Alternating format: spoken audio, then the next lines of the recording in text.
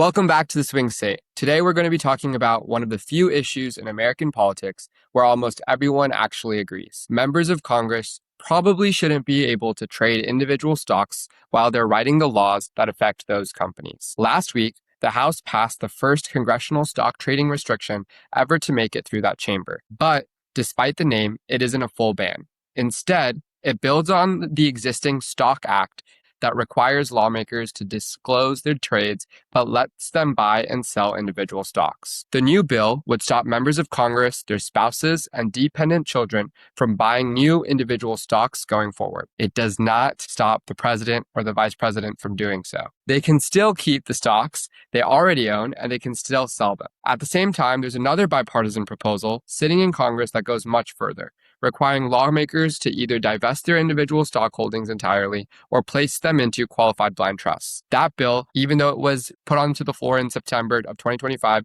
has never received a vote. So today, we're going to break down what actually passed, what the existing law already does, what the stronger alternatives would do instead, and what we think Congress should ultimately land. Because this debate isn't really about whether reform is needed, it's about what meaningful reform actually looks like. So to start off the discussion, Eric, Adarsh, what are your thoughts on the bill that just the House? Yeah, I mean, my initial thought is, yeah, I guess you could say this is a step in the right direction. I think it's important to also mention they included the poison pill save act in this, which would be considered a poison pill for Democrats. So then they're obviously not going to vote for it. So it's political posturing to say like, look, the Democrats don't want, actual congressional, stock reform, right? And I can't believe I have to say that. It sounds like I'm defending the Democrats, but it's like, guys, we have 2 weeks in literally, a row. it's actually crazy because this is such a bipartisan, publicly, super favorable position, limit congressional stock trading, and that includes buying and selling. This one, like you said, only includes buying. Well, the whole point of the actual problem is making the profit, which you only get from selling your positions. So for me, it's like what they should be doing is obviously full ban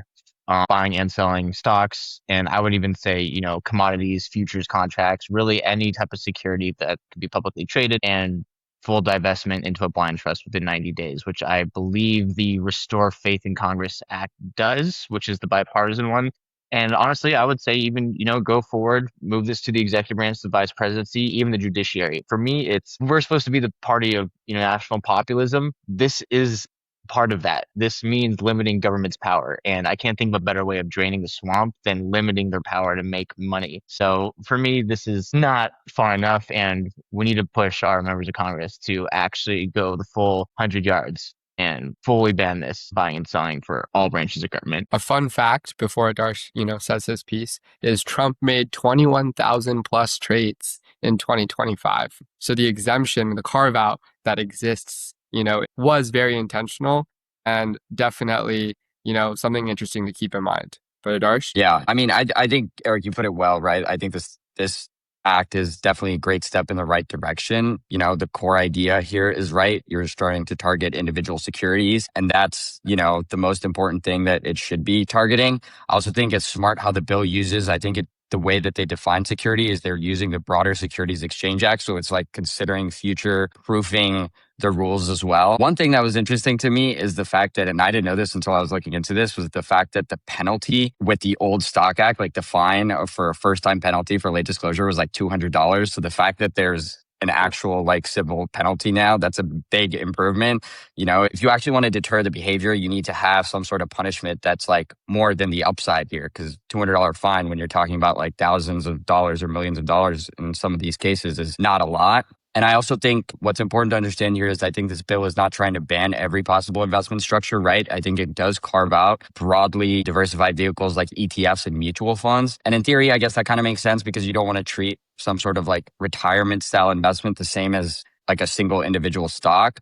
But I also think if these carve-outs are too broad, then people can just repackage that economic exposure in a different form, right? One thing that's worth saying is individual stock trading doesn't necessarily just eliminate the problem. Market is just so concentrated now that even broad indexes are basically vehicles for some of the largest companies. Take NVIDIA, that's 7% of the S&P 500. Top 10 companies are 40% or something like that. And so you can still have meaningful exposure through those index funds.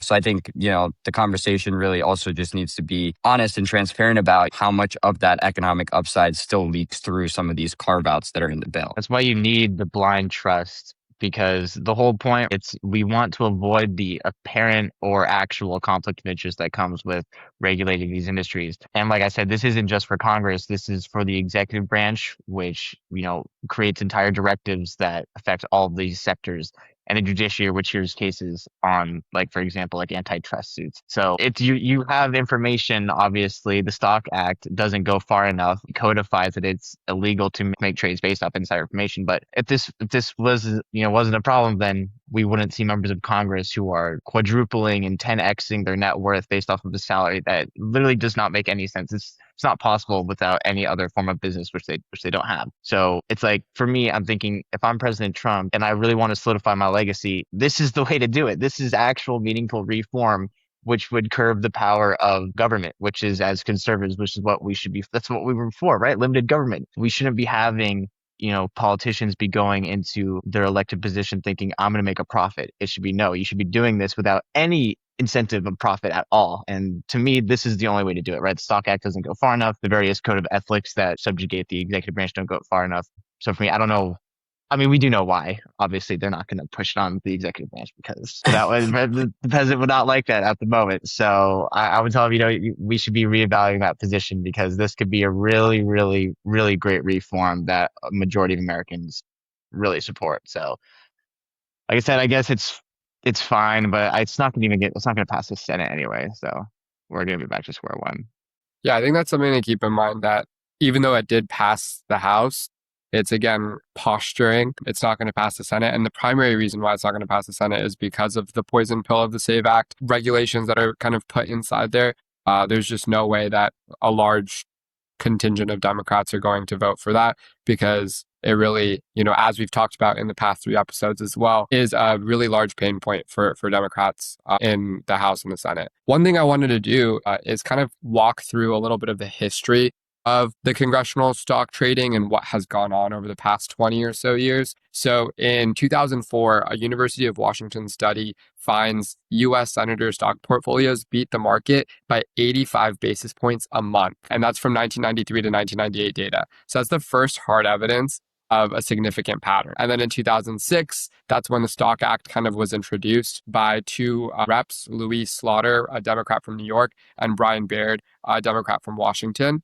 And in 2011, a 60 Minutes expose blows the issue open, hammering leaders on both parties. So that really creates the reason for the Stock Act to kind of be in place. So in April of 2012, President Obama signed the Stock Act. Only 3 senators voted no. And then in April of 2013, 1 year later, Congress passes S7116 by unanimous consent, repealing the requirement for a searchable online database of disclosures. So what that means is it basically makes it significantly harder for people to actually track what the members of Congress are actually trading on. So it's not impossible. People still look at the disclosures. There's still a lot going on, but it's very clear how equally as bipartisan in the Senate and in Congress this was to kind of gut one of the main parts of the Stock Act. Then the COVID scandals happened. So after a closed Senate briefing on the coming pandemic in February and March of 2020,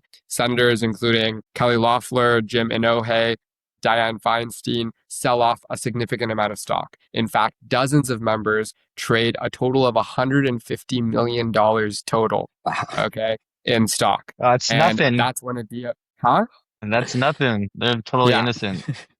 Yeah, the DOJ opens a probe, and of course, no charges. All investigations are closed. But the guy, Burr, who called the Stock Act ludicrous in April of 2012, steps down as the intelligence chair. And then after that, I mean, I think everybody has heard of like the Pelosi portfolio era and the tracking platforms, right? I think between 2021 and 2024, that's been the big thing of, hey, Nancy Pelosi has been making a lot of money on stocks. You should like follow whatever investments she has. And that's showcased a true tangible value. Wait, and do you know what kind of her yield is off the top of your head? Because I want to tell you what it is. I don't. Please tell me. It's 46% gain. I mean, that's like, spectacular. This is beating most hedge funds. It's insane. Of course. Yeah. Of course. I mean, 83 basis points a month in That's, yeah. 2004? Are you kidding me? That's crazy. That's like, yeah, wild, wild. But I think just the last two things here, right? So September of 2025 is when the Restore Trust in Congress Act kind of was introduced in the House. And that's the one that Eric mentioned earlier, which is a lot more, it's much more bipartisan than the one that was passed recently. But more importantly, it's much more strict and it creates these kind of the blind trusts and it forces Congress members to either divest or put it into the blind trusts. And then on July 22nd, last week, that's when the watered down Stop Insider Trading Act was passed, again, only in the House with the SAVE Act voter ID attached to it and the president's exemption. And that's kind of the overall timeline and historical what has happened over the past 25 years. Any reactions to that, Darsh and Eric? I mean, my I whole mean, I think, problem. Well, Darsh, let me know if you agree with this because I'm thinking, yeah. based off everything you just said, Armand, it's like, and I have to admit this, but it's like whoever brings the attention to this is usually Democrats, and it's only by overwhelming, just public pressure that it becomes bipartisan. And I absolutely do not understand why, conservatives who, right, are the party of limited government, why we just refuse to adopt like some serious campaign. Like, this is like campaign finance, just like ethics in general, like limiting the power of I wonder why. I'm like, what are we doing, Ethics guys? in general. Like, what are we doing? Obviously, there are obviously political forces at play, putting it lightly. But if you really want to be the party of limited government, there's no better way to do that than limiting your ability to make some serious profit. Which is, we need to do a better job of adopting that as a serious platform because this is popular, and I'm gonna absolutely hate if in 2028, if we get a Democrat president and they pass a comprehensive ban and full divestment into a blind trust for Congress, the judiciary, or the executive branch, or all three together. I'm gonna have to support that. I'm gonna be like, yeah, that's good. Yeah, nice job. We lost this opportunity. Like, it's just like so frustrating. That my reaction is this is frustrating.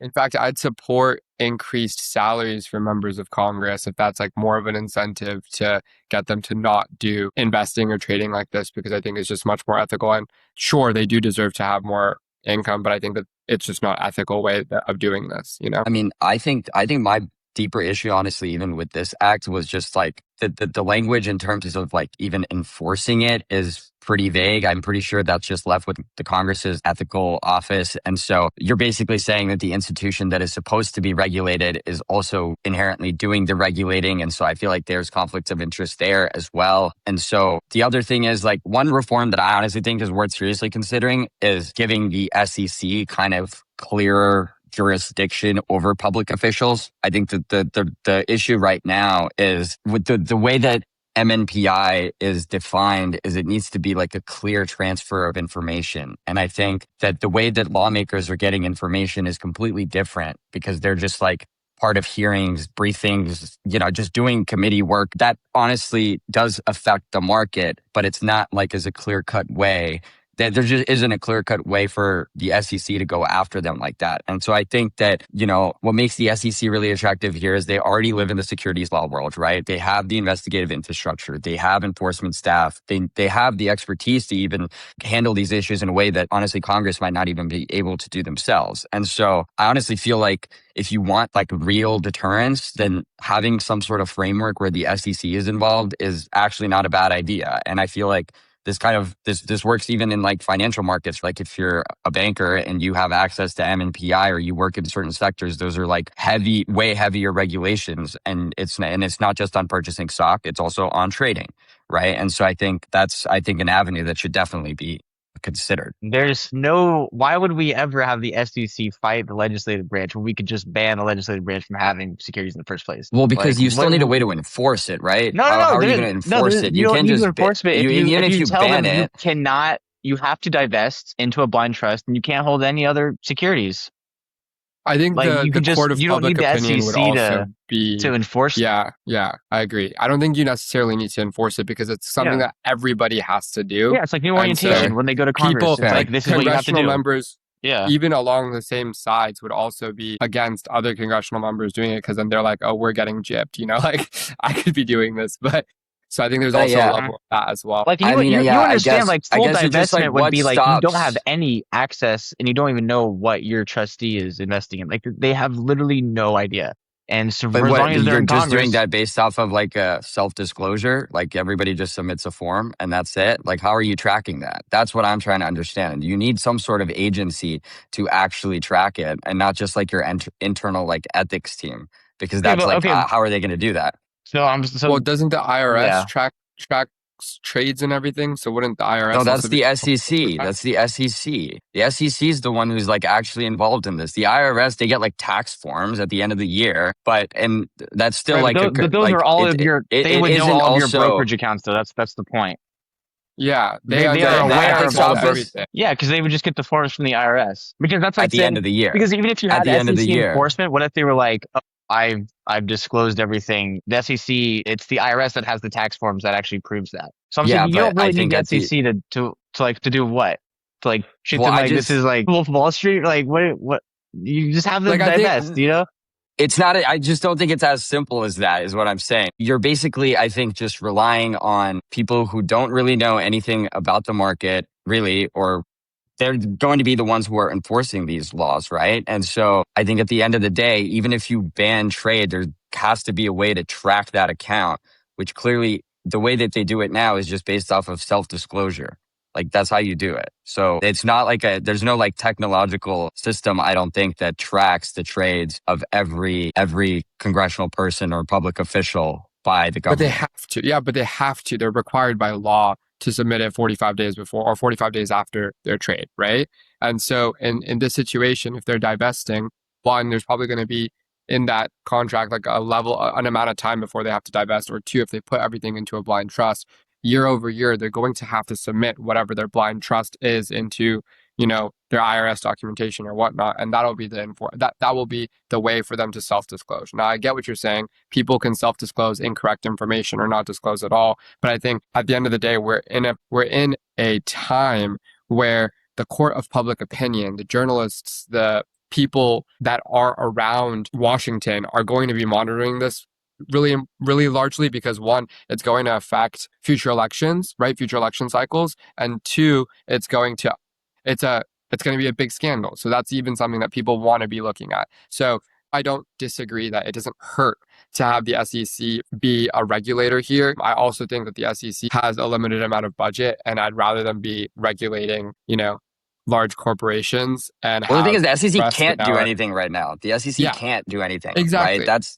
the point I'm trying to make, is that they can't do anything because, like, even if they wanted to, they can't bring charges against Nancy Pelosi because they can't define MNPI. That's the definition that I think if you were to change that, you would actually see some differences there. And that Yeah, only All right, but and if the you only have and the full only agency that divestment, can enforce the that. MNPI doesn't matter though. That's my point. We should just require full divestment. So then there is no apparent or actual conflict of interest based off See, of now any I'm defined okay with that MNPI. if it's in your sector. I'm okay with that if it's your No. sector, It's got to be right? But I don't everything, think, like, everything. I think what, Full so divestment. my whole thing is like, I can't get behind not owning stock. I think that's like, to me, the real line isn't like, can a public official ever own a stock? It's more just like, I think it can be fine if the stock was bought well before you were in office or if it came through like normal employment. I think the problem is really when you're setting up a structure to benefit once you're in office. And I think that's why banning on trading is fine, but I think a blanket ban on like ownership, I No. don't You're think missing. makes sense, which I think You're is what the misconstruing what it Restore means to Trust be in Congress divested. Act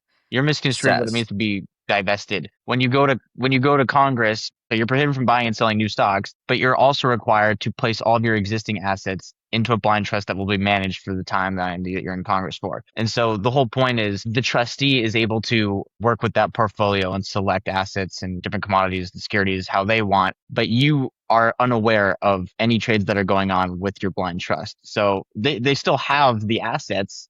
They're still gaining yield over time. But the whole point is that full divestment is actually, in my opinion, the best way to remove any ambiguity in MNPI because you literally have no idea what your trustee is buying and selling. And so I think if you're going into legislature, this is something that you just have to, bite the bullet on. You shouldn't be getting into Congress for the chances to have some serious No, that's fair. gain based off of your stock portfolio. That's fair. I Especially mean, if also, you're, I think if you also, like you can still be making a lot of money. You just don't know what specifically your securities are trading at, and that no, creates that's like a fair. ton, Yeah. right? Yeah. I also think if you pair this with like term limits, then like people would just get out. They can go do whatever they want after, right? And then Well, that's the whole. I mean, this you whole have less country of was that. imagined to be. This was supposed to be like a part-time thing. Like you do it for a few years and Yeah, then yeah, dip. yeah, Not yeah, like you just sit there, yeah, make millions of dollars, and then you die there. It's just ridiculous. It's absolutely complete corruption of what this branch was imagined to be like. So, and we have a great yeah. opportunity here to fix it. We're not. So, like I said, this isn't even going to get through the Senate. So we're going to be back in the Stock Act still. I mean, one thing I will say though is like, I mean, if we can touch on the voter ID piece that they added in, I feel like policy wise, it's not like a crazy idea, right? It's actually a lot less restrictive than the SAVE Act. I think it relies on IDs people already have, right? Driver's license, state IDs. I feel like that's pretty common sense. 90% of people I think have that. So, Just have them you bite know, the bullet on this I agree watered with down state. I agree with the hesitation about the way it's being packaged. I obviously don't want to hold a stock trading bill hostage to an election law fight, but like maybe Democrats also want to hold it hostage because they don't like voter ID laws, right? Like, I think I don't that's a know. stretch.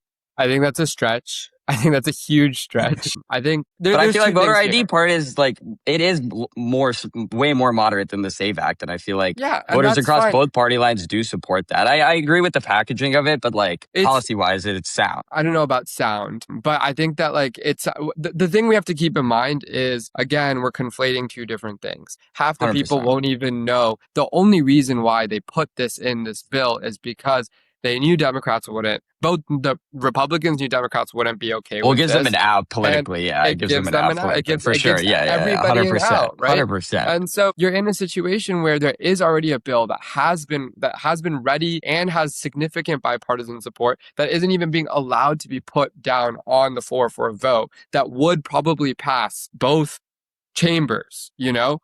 And it doesn't get passed. And instead, they're replacing it with something that's half-assed that also has something that many Democrats don't fully stand by, just as a way to, further the president's agenda. And again, it's all political conjecture. It's all posturing. Wait, And it's Armand, just, would you be yeah. okay with if they repackaged this bill and they were like, we're going to prohibit buying and selling of stocks for all three branches of government, right? Judiciary, president, vice president, Congress, but they said the implementation date is January 1st, like 2029. Would you be okay with that? I mean, no, but like, well, here's the thing, right? Like, it comes back to the same thing of at least we have something, So it's political, right? I'd be okay with that. Like, as long Yeah, as the full like at least we policy is have there, something. you I know? don't think, I think it 100% showcases the corruption in Congress. Like, that is like the clear definition of corruption in Congress if they did something like that. But I think I'm not going to be opposed to it. I mean, at least we passed something,